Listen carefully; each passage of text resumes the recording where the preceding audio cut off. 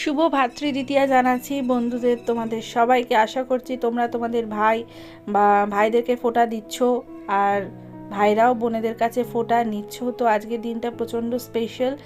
আর আজকে তো আমি দেখো 5 রকমের মিষ্টি সাজিয়ে নিয়েছি, দই সাজিয়ে নিয়েছি, সব আমার বাপি কিনে এনেছে। আর এখানে কৃষ্ণা আমার পিসিমণিও এসেছে, মানে কাকুকে ফোঁটা দেবে। তো ওই ভিডিওটা যাই হোক কোনো কারণে তুলতে ভুলে যাওয়া হয়েছে, আর খুবই হুটো তাড়াহুড়োতে ভিডিওগুলো শ্যুট করা হয়েছে, সেই জন্য অনেক ক্লিপিংসটাই এই বছর একটু ডিলিট হয়ে গেছে, নেই বলতে পারো।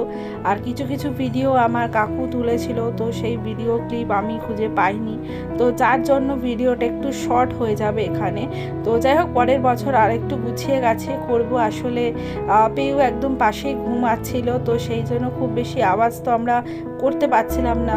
তো এখন বাজে প্রায় সকাল 11:30 মতন। তা সারা দিন আজকে ভাতৃদ্বিতীয়া তিথিটা রয়েছে, তো সেই মতন আমরা এখন ফোঁটা দিয়ে নিচ্ছি। আমার ফোঁটা দেওয়া হলে তারপর আমার পিসিমণি বাপিকে দেবে, তারপর কাকুকে দেবে, সবাইকে দেবে। তো এখানে আমি কবিতা বলছিলাম, আমি ছড়াটা বলছিলাম যে, আর এখানে ফোঁটা দিচ্ছিলাম, আর এখানে ওকে ভালোভাবে আশীর্বাদ করে দিলাম, বড় হোক ভালো হোক। আর এখানে মা শাক বাজাচ্ছে, আর পিসিমণি তোমার উলু দিচ্ছিল। আর ওই সব শুনে তো আমার ম্যাডাম উঠেই পড়েছে।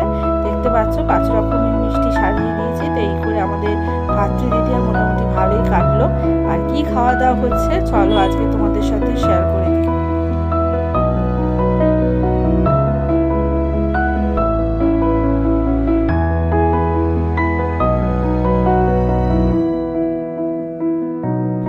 আজকে সমস্ত আয়োজন মা নিজে একা হাতে করেছে। সবার প্রথমে করেছে ভাত, আলু ফুলকপির তরকারি, ডাল, মুরগির মাংস, চাটনি, মিষ্টি, আবার মিষ্টি দই, শাক ভাজাটা বলতে ভুলে গেছি, শাক ভাজা, স্যালাড, সমস্ত কিছু আইটেম নিজের হাতে করেছে এবং রান্না অসাধারণ হয়েছে। মানে সবাই খেয়েই বলেছে অসাধারণ হয়েছে। আমার আরও ভাইরা আছে, আরও সবাই রয়েছে, তারা আসতে পারেনি কোনো কারণে, তো নিশ্চয়ই পরের বার হবে।